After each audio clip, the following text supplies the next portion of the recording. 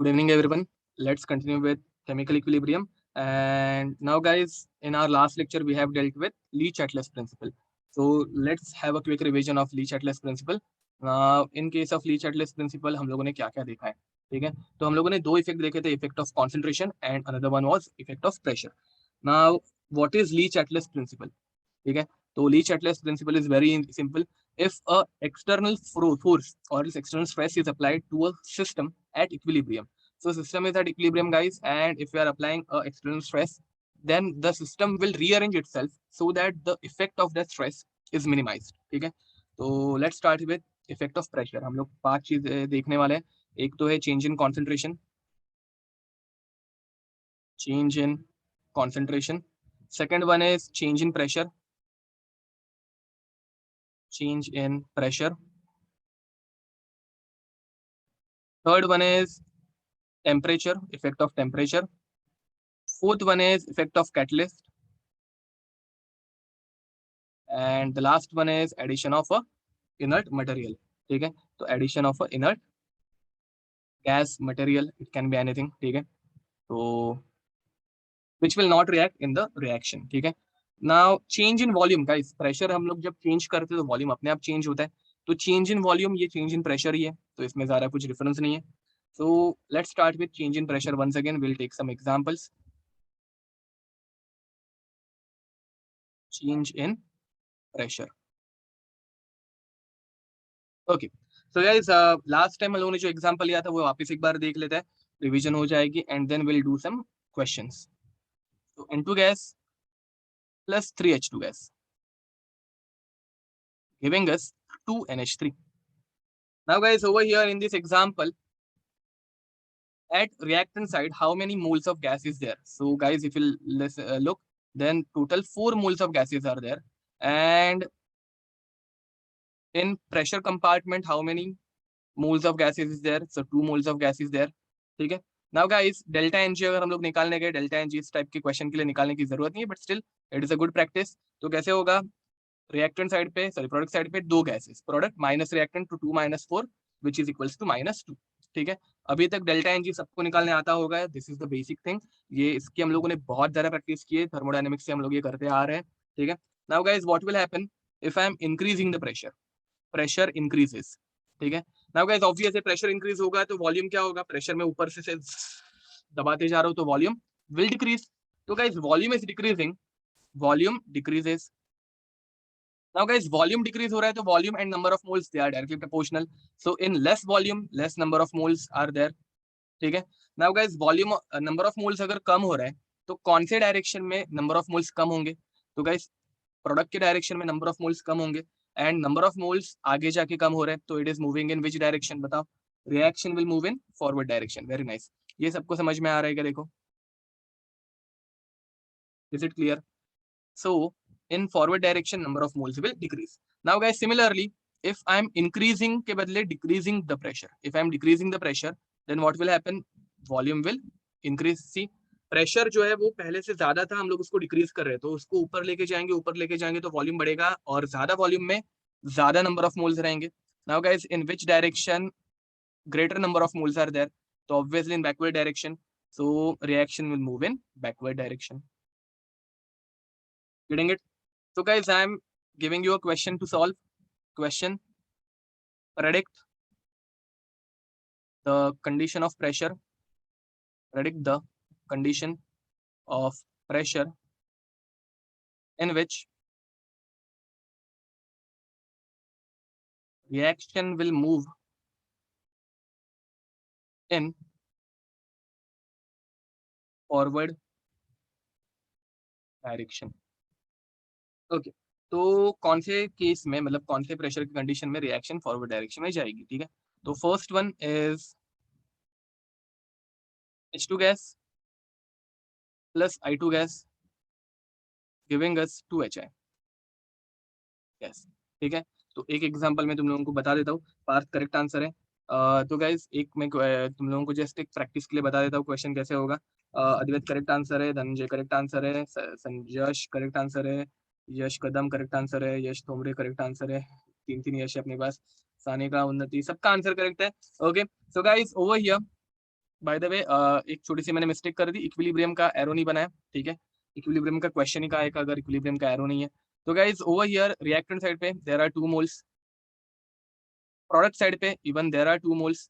सो दोनों तरफ number of moles same है। अगर नंबर ऑफ मोल्स सेम होंगे तो नो इफेक्ट ऑफ प्रेशर, ठीक है, नो इफेक्ट ऑफ प्रेशर, ठीक है। तो ये एकदम इजी क्वेश्चन था। सेकंड एग्जांपल देखते हैं। Second example is CaCO3 solid giving us CaO solid plus CO2 gas.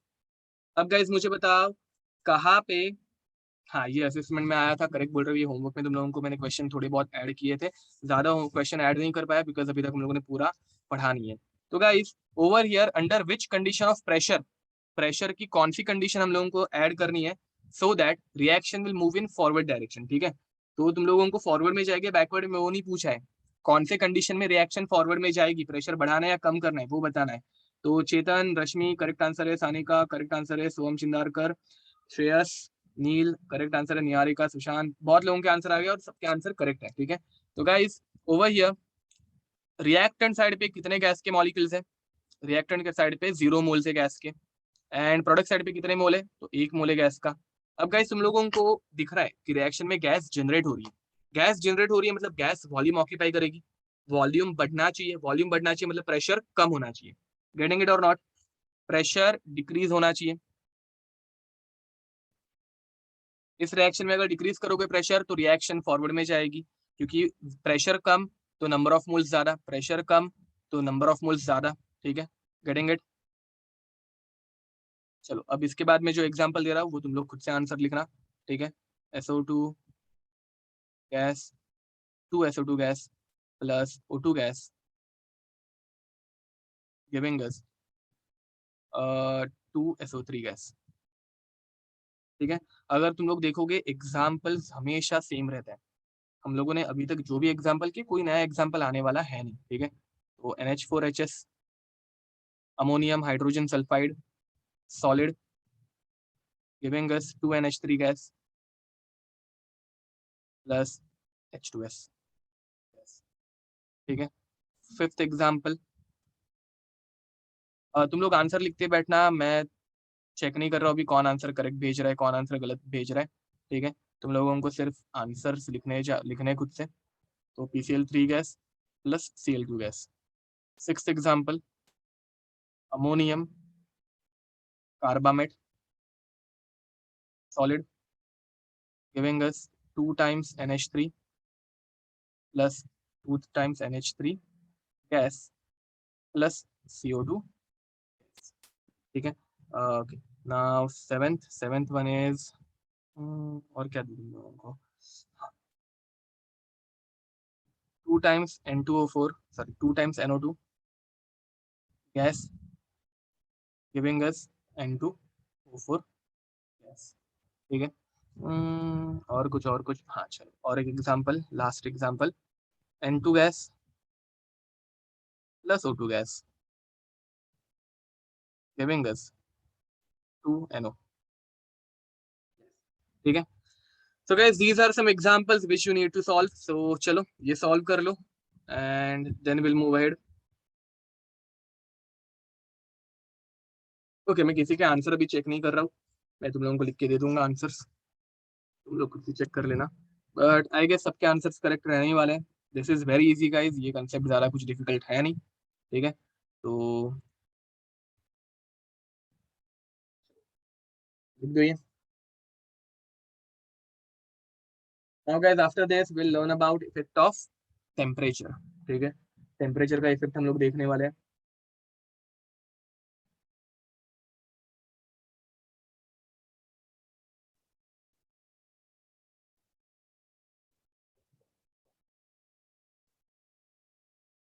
देखो इक्विलिब्रियम में इजी टॉपिक्स कौन से, ठीक है। तो इक्विलिब्रियम का एक इजी टॉपिक है लीच-एटलस प्रिंसिपल, जिसके ऊपर क्वेश्चन पूछे जाते हैं। अगर तुम लोगों को याद होगा third lecture and fourth lecture, third lecture भी आई गेस इजी था, आई डोंट रिमेम्बर एक्जैक्टली, नहीं फोर्थ लेक्चर थोड़ा सा डिफिकल्ट था, थर्ड लेक्चर भी इजी था। फोर्थ लेक्चर तुम लोगों को थोड़ा सा डिफिकल्ट लगा होगा बिकॉज उसमें थोड़ा सा मैथमेटिक्स का पार्ट आया, बट उसके बाद इवन फिफ्थ लेक्चर, मतलब आज का ये जो लेक्चर है, इसमें ली चैटलिस्ट प्रिंसिपल हम लोग देख रहे हैं, तो ये बहुत ईजी है, ठीक है।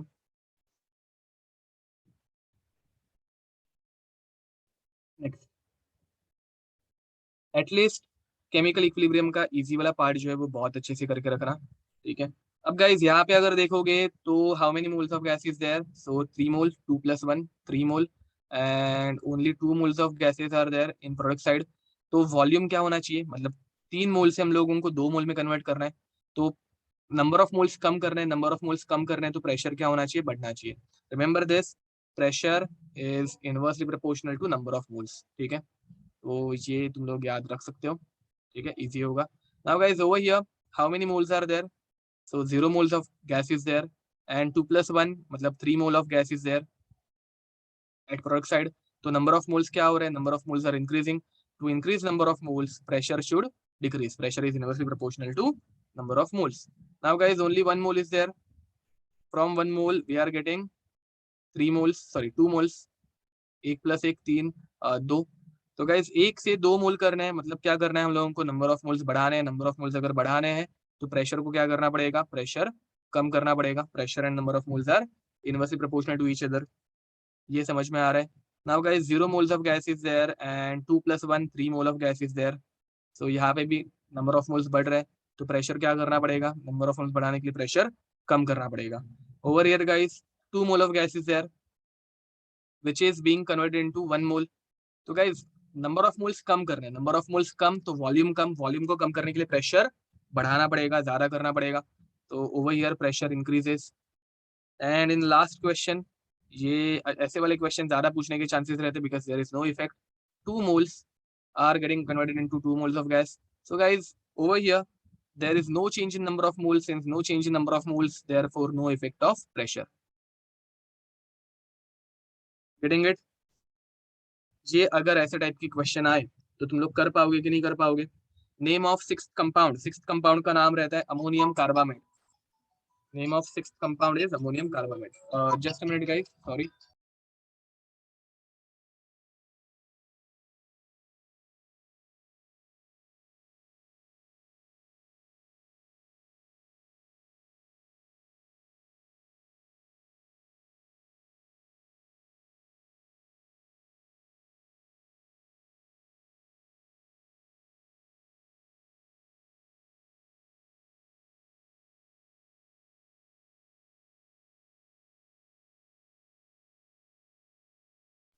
Yes guys, so name of sixth compound is ammonium carbamate, ठीक है।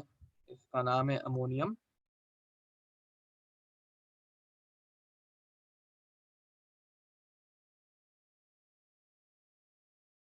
कार्बामेट, ठीक है। इसका स्ट्रक्चर अगर तुम लोगों को लिखना है तो स्ट्रक्चर याद रखना, वो -H4+, ठीक है। तो ये इसका स्ट्रक्चर रहता है, जिसमें से तुम लोग ये दो जो ग्रुप्स हैं वो अमोनिया बना के निकाल देते हो, और यहाँ पे अगर देखोगे बीच में CO2 है, ठीक है। तो ये पार्ट निकल जाता है। How to understand where is 0 mole, जहाँ पे गैस प्रेजेंट नहीं रहती गाइस, यहाँ पे सॉलिड प्रेजेंट था। सॉलिड प्रेजेंट मतलब क्या, गैस प्रेजेंट नहीं है, गैस प्रेजेंट नहीं है तो 0 मोल। वैसे 0 मोल कहाँ पे कैसे पहचानेंगे, तो जहाँ पे गैस नहीं है वहां पे 0 मोल। यहाँ पे भी देखो सॉलिड ही था तो गैस नहीं है, हेंस 0 मोल्स, ठीक है। ओके, तो इसमें गाइस किसी को कुछ प्रॉब्लम, चलो ये वाला पार्ट भी जरा इजी था। Now let's move towards temperature. Now guys effect of temperature, this is even a little bit more easier compared to that of pressure, ठीक है। तो this is the third one. And temperature guys, temperature के लिए हम लोगों को दो type की रिएक्शन समझनी रहती है, ठीक है। हम लोगों के पास दो टाइप की रिएक्शन है, एक है exothermic, another one is endothermic. अब गाइस तुम लोग मुझे बताओ, what is the meaning of endothermic reaction? What is the meaning of endothermic reaction? First we are taking example of endothermic reaction, ठीक है।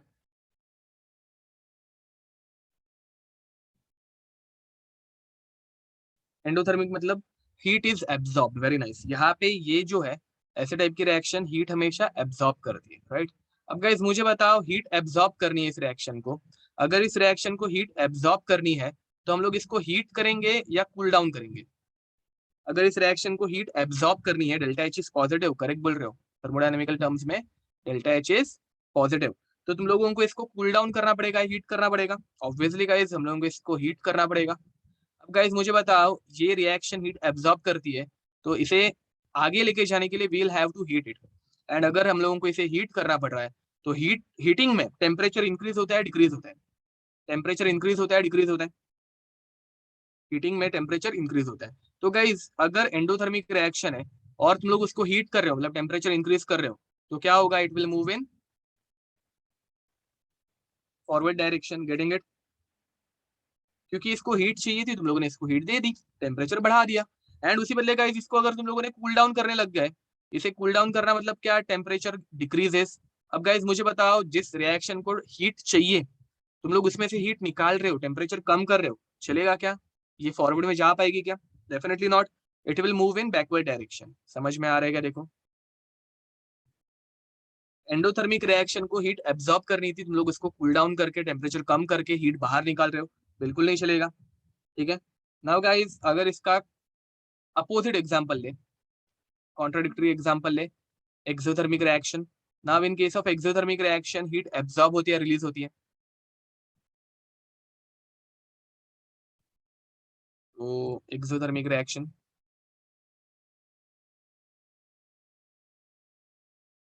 यहाँ पे हीट रिलीज होती है, वेरी नाइस, करेक्ट बोल रहे हो। तो guys in case of exothermic reaction जिसमें डेल्टा एच जो है वो नेगेटिव रहता है, ठीक है, तो ओवर हियर हीट रिलीज होती है, इनको हीट एब्जॉर्ब नहीं करनी है, इनको हीट रिलीज करनी है, ठीक है, तो over here heat is release. ठीक है, अब मुझे बताओ, हीट अगर रिलीज करनी है तो तुम लोगों को इसे कूल डाउन करना पड़ेगा या हीट करना पड़ेगा। यहाँ पे तुम लोग इसका टेम्परेचर बढ़ाओगे या कम करोगे, तो गाइस ऑब्वियसली यहाँ पे तुम लोग आइस चिपका दोगे, गेटिंग इट, इधर तुम लोगों को आइस चिपकाना पड़ेगा, जिसकी वजह से टेम्परेचर कम हो जाएगा, दिस इज आइस बात। ठीक है, होपफुली तुम लोगों को समझ में आ रहा होगा। तो ये मैंने यहाँ पे आइस चिपका दिया, आइस चिपकाने की वजह से इसका टेम्परेचर कम हो जाएगा। ठीक है, तो guys for exothermic reaction temperature decreases, and temperature अगर डिक्रीज हो गया तो हम लोग इसे बैकवर्ड में लेके जाएंगे, गेटिंग इट, सॉरी बैकवर्ड बोल रहा हूँ, एक्सट्रीमली सॉरी, तो हम लोग इसको फॉरवर्ड में लेके जाएंगे, क्योंकि एक्सोथर्मिक रिएक्शन को हीट बाहर निकालनी थी, टेम्परेचर कम करेंगे तो हीट बाहर निकल जाएगी। एंड अगर तुम लोग इसको जबरदस्ती हीट करने लग गए, अगर तुम लोग इसको जबरदस्ती हीट करने लग गए, तो ये कहाँ पे जाएगी, then it will move in backward direction, getting it और नॉट। ठीक है, इसके कुछ एग्जांपल्स दूं,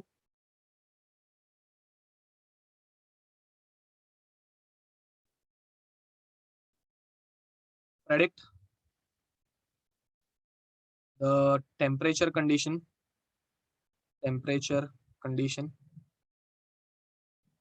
under which reaction will move in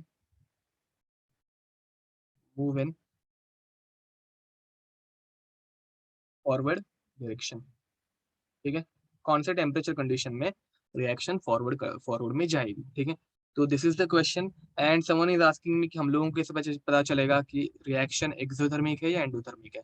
तो गाइज ये तुम लोगों को एग्जाम में लिख के दिया होगा, डोंट वरी। ठीक है, giving us 2NH3 gas, and guys delta H for this reaction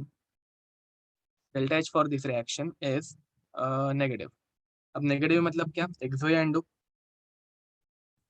बताओ, दिस रिएक्शन इज एक्सोथर्मिक और endothermic, exothermic, very nice, delta H तुम लोगों को दिया रहेगा, तुम लोगों को ऐसे लिख के नहीं दिया होगा that this reaction is exothermic, तुम लोगों को डेल्टा एच लिख के दिया होगा that delta H for this reaction is negative.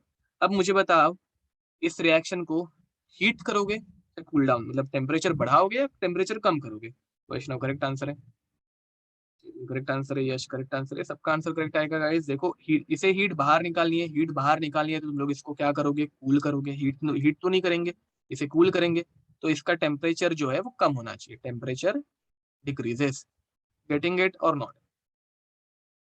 और एक एग्जांपल दिखा दो, 2 times SO3 गैस गिविंग अस 2SO2 gas plus O2 gas. ठीक है, now guys over here delta H is positive, ठीक है। नाउ गाइस डेल्टा एच अगर पॉजिटिव होगा तो इसे हम लोग क्या बोलेंगे, एक्सो या एंडो, दिस इज एंडो, ठीक है। अब इस एंडोथर्मिक रिएक्शन को करने के लिए, एंडो है मतलब क्या, ये हीट एब्जॉर्ब करती है, हीट एब्जॉर्ब करना मतलब टेम्परेचर बढ़ाना पड़ेगा ऑब्वियसली। तो guys temperature increases, getting it और नॉट, बताओ। और एक एग्जांपल दिखाता हूँ, N2 gas plus O2 gas giving us 2NO gas, ठीक है। Now guys over here also delta H is positive, positive माने this is a endothermic reaction. अगर इसको मुझे फॉरवर्ड में लेके जाना है तो टेम्परेचर बढ़ाऊंगा या कम करूंगा, over here also temperature increases, very nice. Temperature का इफेक्ट समझ में आया? अगर आया होगा तो लिख दो, नहीं आया होगा तो डाउट पूछो।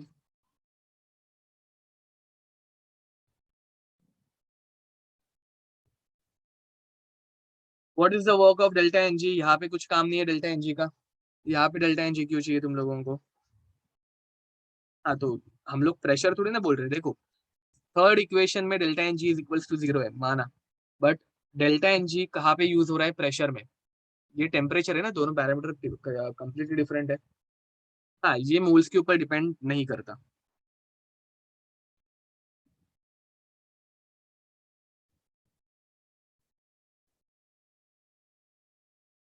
पार्थ दैट रिएक्शन इज एक्सो, आपने जो एग्जांपल भेजा है वो एक्सोथर्मिक है, but that reaction is not a equilibrium reaction. सारी की सारी रिएक्शन इक्विलिब्रियम की रहती है, ऐसा नहीं रहता। हाउ टू से दैट, एक बार पीरियोडिक टेबल देख लेना, वापस एक बार रिवाइज कर लो, इलेक्ट्रॉन की एंथैल्पी देख लेना, चेक कर लेना।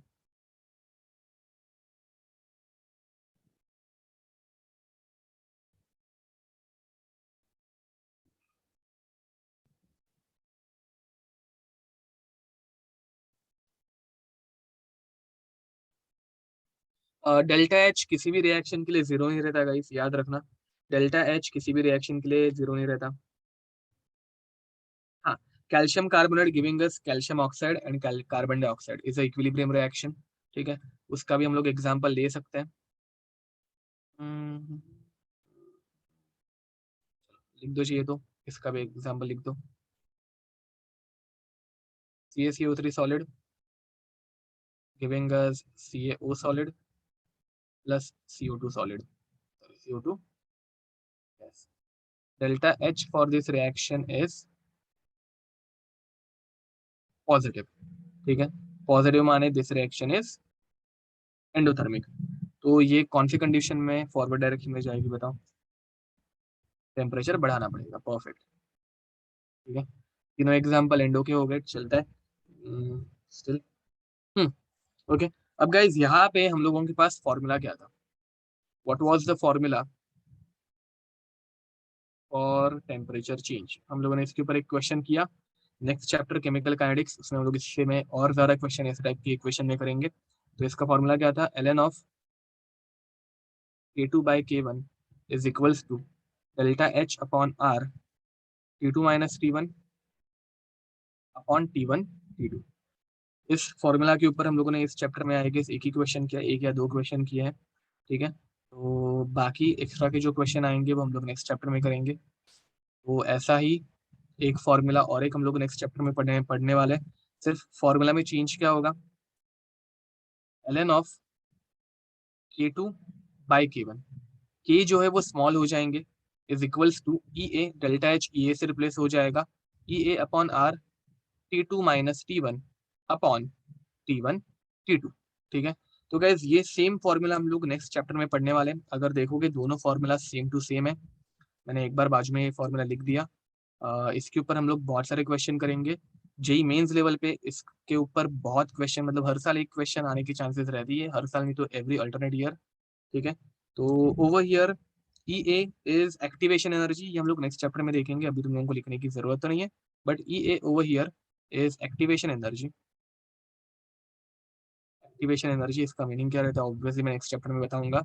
Small K1 and K2, these two are rate constant,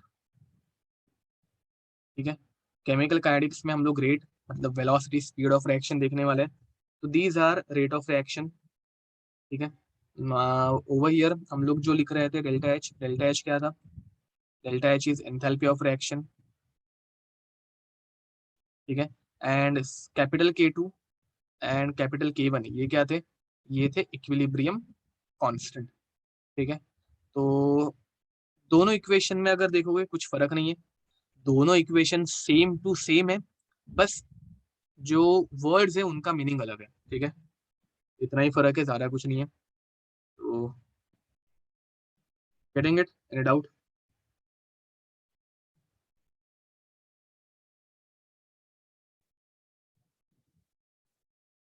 okay, तो इस फॉर्मूला के ऊपर हम लोगों ने एक क्वेश्चन पहले से कर लिया है, वापस क्वेश्चन लेने की जरूरत नहीं है।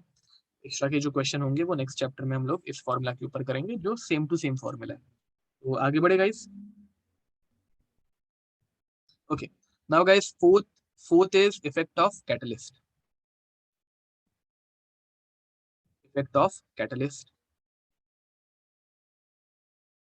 अब गाइस कैटलिस्ट के लिए हम लोगों ने पहले भी लिख लिया था। क्या लिखा था? Catalyst increases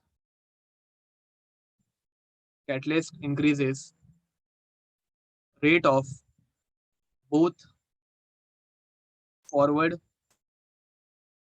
and backward reaction,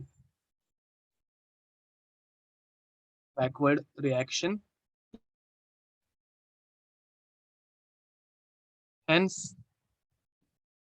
no change in direction of reaction, ठीक है। it helps it it only helps it only helps both the reactions, या फिर it only helps to reach the equilibrium earlier। अब इसका meaning अगर तुम लोगों को नहीं समझ में आ रहा है तो एक सिंपल एग्जांपल से बता देता हूँ। देखो अपने पास दो ट्रेन है, ठीक है। अपने पास दो ट्रेन है,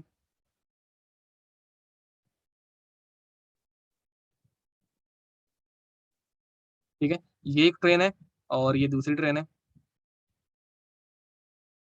एक फॉरवर्ड डायरेक्शन में जा रही है, एक बैकवर्ड डायरेक्शन में जा रही है, ठीक है। अब गाइस फर्स्ट ट्रेन जो है उसकी फॉरवर्ड डायरेक्शन में मूव करने की स्पीड है 5।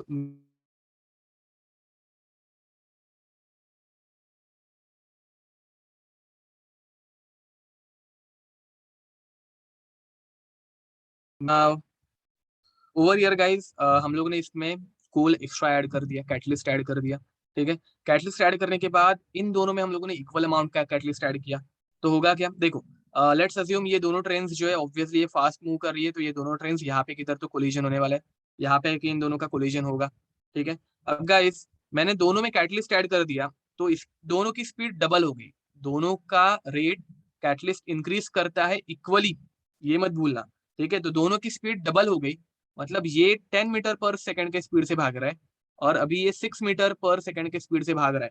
अब मुझे बताओ गाइज, ये ऐसे मैथ्स की प्रॉब्लम तो तुम लोगों ने स्कूल में तो बहुत किए रहेंगे। अब मुझे बताओ ये दोनों सेम पोजीशन पे कोलाइड होंगे या नहीं होंगे? ये दोनों अभी भी सेम पोजीशन पे कोलाइड होंगे या नहीं होंगे? ऑब्वियसली होंगे, इतना सबको समझ में आता है, क्योंकि दोनों की स्पीड डबल हो गई है ना। सिर्फ ऐसा तो नहीं है कि एक की स्पीड ज्यादा बढ़ी दूसरी की स्पीड कम से बढ़ी। अब गाइस दोनों की स्पीड अगर सेम इक्वली बढ़ी है तो दोनों एक ही जगह पे कोलाइड होंगे। एंड अब चेंज क्या होगा? टाइम चेंज होगा। पहले अगर इनको कोलाइड होने के लिए 10 सेकंड लग रहे थे, तो अभी 10 सेकंड के बदले कितने लग लोगों ने? तो अभी सिर्फ 5 सेकंड लगेंगे। Are you getting it? ये समझ में आ रहा है? ठीक है। तो is it compulsory that reaction doubles after adding catalyst? नहीं, बिल्कुल नहीं, ऐसे किसने बताया? मैंने जस्ट एक एग्जांपल दे दिया, ठीक है। तो this is just example guys कि ये स्पीड डबल हो रही है, नथिंग एल्स। एंड समझ में आ रहा है? मतलब इक्विलिब्रियम चेंज नहीं होगा, कंडीशन कुछ भी चेंज नहीं होगी, फॉरवर्ड में भी नहीं रिएक्शन जाएगी, बैकवर्ड में भी नहीं, सिर्फ वहां पे पहुंचने की स्पीड बढ़ गई, ठीक है। बाकी ये तुम लोगों को डायग्राम बनाने की जरूरत नहीं है, ठीक है, एग्जाम्पल था जस्ट समझने के लिए। Is there any catalyst which slows down the reaction? ऐसा कोई कैटलिस्ट नहीं रहता, मतलब पहले हम लोग ऐसे नेगेटिव कैटलिस्ट रहते हैं ऐसे बोलते थे, बट ऐसा अभी नहीं रहता, ठीक है। ये सब कैटलिस्ट के बारे में हम लोग सरफेस केमिस्ट्री करके एक टॉपिक है जिसमें पढ़ेंगे, don't worry. Next fifth, fifth is addition of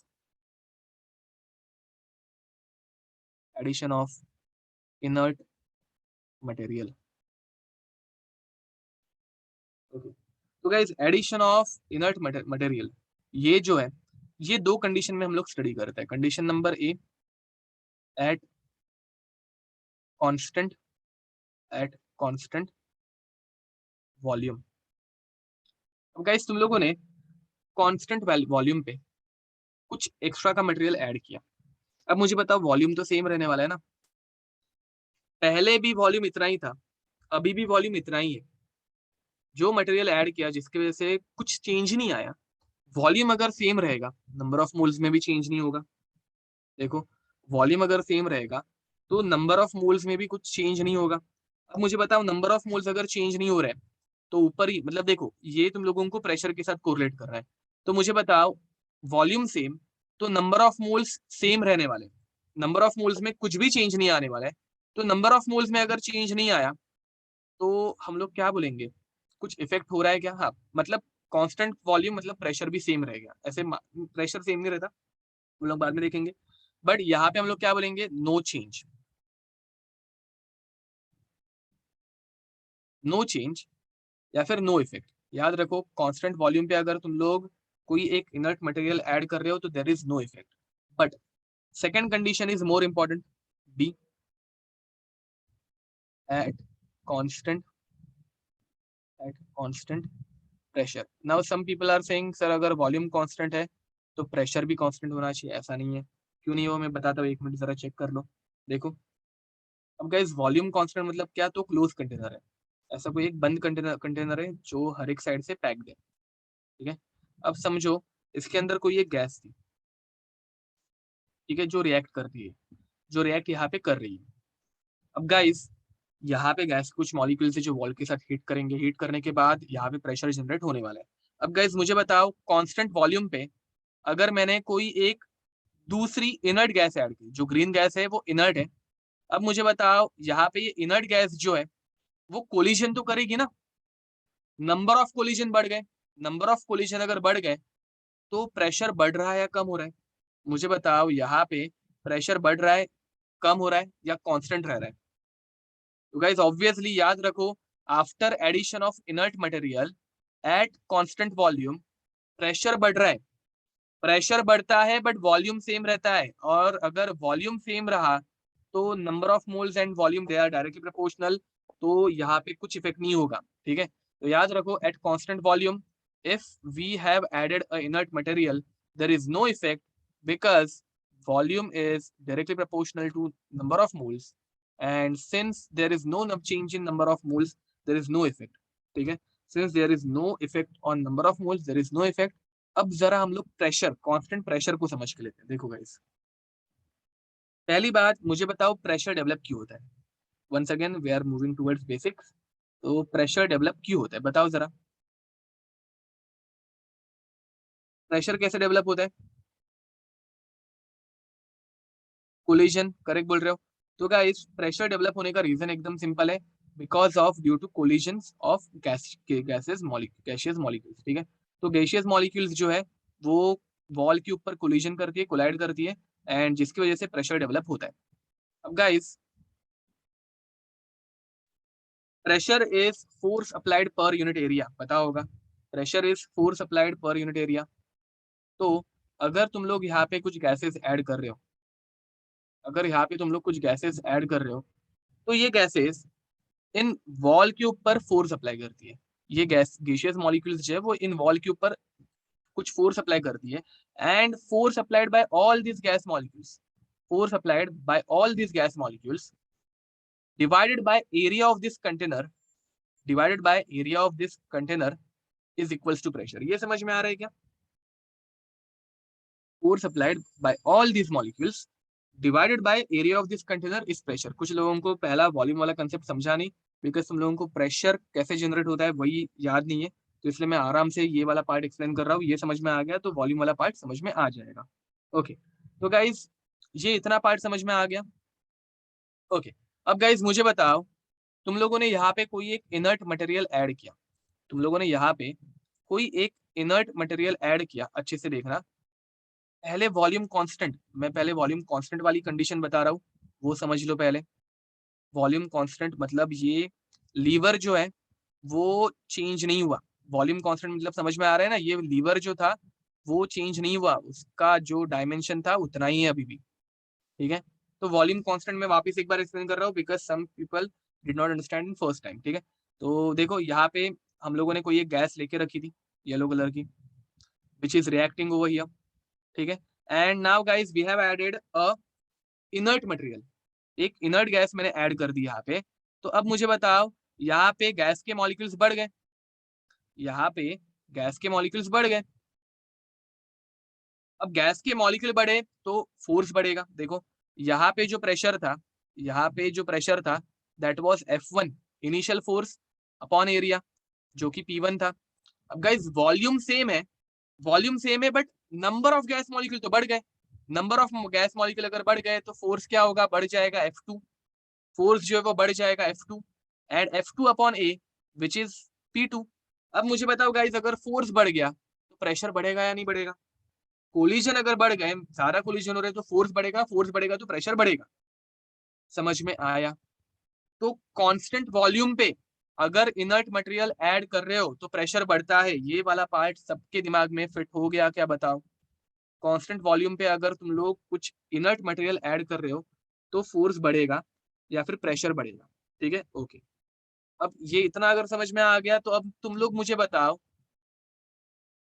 constant pressure रखना है, प्रेशर सेम रहना चाहिए इनर्ट मटेरियल ऐड करने के बाद।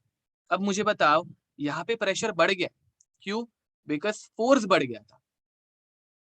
तो अब फोर्स तो बढ़ गए, बट हम लोगों को इनिशियल प्रेशर जो है वो P1 ही रखना है। कैसे रखोगे? इनिशियल प्रेशर P1 ही रखना है, कैसे? एरिया इंक्रीज करके। Very nice. अब गाइस तुम लोगों को एरिया बढ़ाना पड़ेगा, एरिया बढ़ाना पड़ेगा मतलब मेरे ख्याल से मुझे वॉल्यूम बढ़ाना पड़ेगा, राइट और रॉन्ग? अगर मैं एरिया बढ़ा रहा हूँ मतलब मुझे वॉल्यूम बढ़ाना पड़ेगा। ये समझ में आ रहा है? देखो ये कंसेप्ट थोड़ा सा समझने के लिए हेवी जा सकता है शायद से, बट अगर तुम लोग एरिया मतलब वॉल्यूम बढ़ाओगे, कंटेनर का अगर वॉल्यूम बढ़ा दोगे तो प्रेशर कांस्टेंट रहेगा। देखो गाइस, हम लोग प्रेशर ये पिस्टन को लेके समझते हैं, बट पिस्टन और प्रेशर का रिलेशन रहता है, बट उतना ही रिलेशन गैस का भी रहता है, ठीक है। तो पिस्टन अगर ऊपर गया तो प्रेशर चेंज हो गया, ऐसा नहीं है। पिस्टन ऊपर क्यों लेके जाना पड़ा? बिकॉज अभी हम लोग जो एक्स्ट्रा की गैस ऐड कर रहे हैं उसने एक्स्ट्रा का फोर्स अप्लाई किया। एक्स्ट्रा का फोर्स बैलेंस करने के लिए हम लोगों को एरिया बढ़ाना पड़ा सो दैट प्रेशर कांस्टेंट रहे। Are you getting it? अगर तुम लोग एट कांस्टेंट प्रेशर कोई एक इनर्ट गैस ऐड कर रहे हो तो वॉल्यूम बढ़ता है। ये समझ में आया? Eight constant pressure if a inert material, if a inert material is added, then volume increases। पक्का? अब प्रेशर और इनर्ट गैस का रिलेशन समझ में आ गया। अगर ये समझ में आ गया तो हम लोगों को आगे बहुत ईजी है। गाइस मुझे बताओ, volume is directly proportional to number of moles, ये तो पता ही होगा तुम लोगों को। एंड अगर ये इतना समझ में आ गया तो इसके बाद वाला पार्ट सिंपल है, बिकॉज हम लोगों ने ये पहले ही भी कवर किया। तो अभी मैं तुम लोगों को एक क्वेश्चन लेके एक्सप्लेन करता हूँ, ठीक है। तो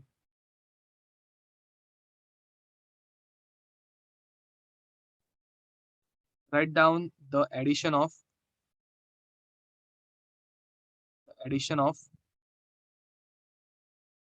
inert material, write down the effect of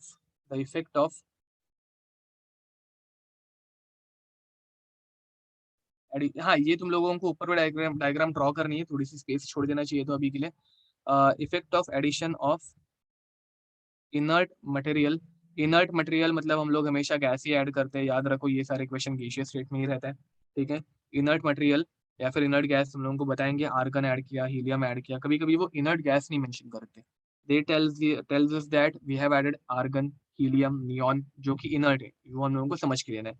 inert material at constant pressure, and ये कांस्टेंट प्रेशर के ही क्वेश्चंस आएंगे बिकॉज वॉल्यूम का कुछ इफेक्ट है नहीं, ठीक है।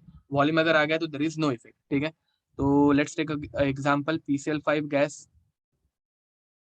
Giving us PCl3 gas plus Cl2 gas. तो इस मिक्सचर में वो बोल देंगे कि भाई हम लोगों ने आर्गन ऐड कर दिया, यहाँ पे हम लोगों ने आर्गन ऐड किया। अब गाइस आर्गन ऐड कर देंगे तो वॉल्यूम क्या होगा, वॉल्यूम बढ़ेगा, वॉल्यूम बढ़ेगा तो ज्यादा वॉल्यूम में ज्यादा गैस फिट हो पाएंगी, गेटिंग इट। अगर तुम लोग यहाँ पे आर्गन ऐड कर रहे हो, मतलब इनर्ट मटेरियल कोई तो एक ऐड कर दिया, तो ज्यादा वॉल्यूम होगा, ज्यादा वॉल्यूम में ज्यादा गैस फिट होंगी। मुझे बताओ यहाँ पे सिर्फ ये 1 मोल था, प्रोडक्ट साइड पे ये 2 मोल है। वॉल्यूम अगर तुम लोग बढ़ा रहे हो तो नंबर ऑफ मोल्स ज्यादा आ पाएंगे, ज्यादा नंबर ऑफ मोल्स मतलब कहाँ पे रिएक्शन जाएगी, तो it will move in forward direction.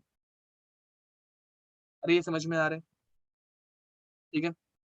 तो देखो यहाँ पे ये तो लिख दो, अगर डेल्टा एन जी बढ़ रहा है, वॉल्यूम अगर बढ़ेगा तो नंबर ऑफ मोल्स बढ़ेंगे। तो अगर डेल्टा एन जी बढ़ रहा है, किसी एक रिएक्शन में डेल्टा एन जी अगर बढ़ रहा है, पॉजिटिव रहेगा, तो reaction will move in forward direction, समझ में आ रहा है। एंड अगर किसी रिएक्शन में डेल्टा एन जी कम हो रहा है, तो ज्यादा वॉल्यूम में ज्यादा नंबर ऑफ मोल आने चाहिए, कम हो रहे हैं मतलब हम लोग इसको बैकवर्ड में लेके जाएंगे।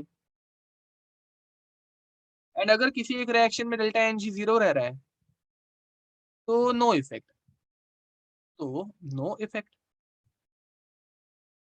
ठीक है।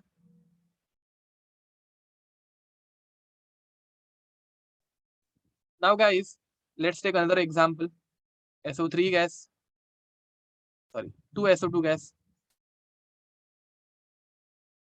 Plus O2 gas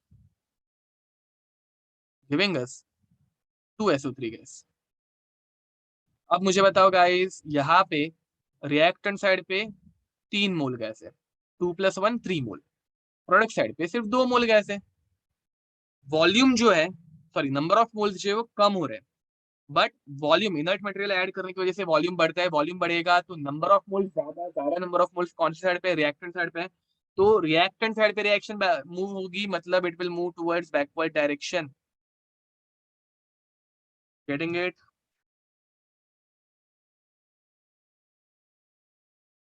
okay, so guys over here with this chapter we can declare this chapter is over, ठीक है। ली चैटलेस प्रिंसिपल हम लोगों का इस चैप्टर का लास्ट पार्ट था, so over here we can stop this lecture, ठीक है। So till then, see you next time. Bye bye and God bless you.